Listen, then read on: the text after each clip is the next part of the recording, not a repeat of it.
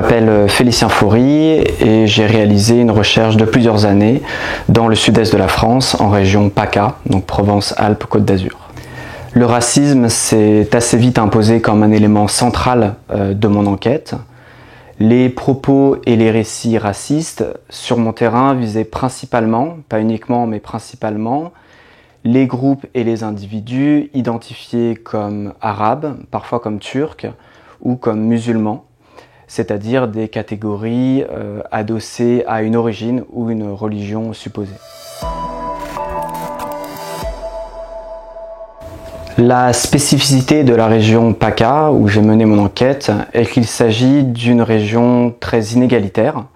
Ces inégalités génèrent des tensions, des concurrences sociales qui, sur mon terrain, portent moins sur les enjeux d'emploi, de chômage, que sur des questions de redistribution, d'accès à des services publics de qualité ou d'accès à des territoires particulièrement valorisés.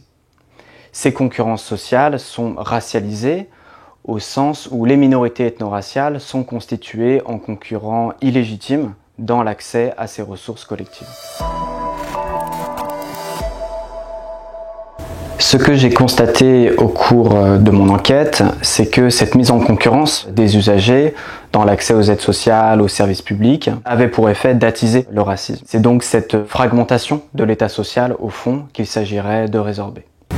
Et la deuxième chose qui me paraît particulièrement importante, c'est de donner les moyens aux minorités visées de se défendre et de lutter contre les discours racistes et tout un ensemble de discriminations à l'embauche ou au logement par exemple.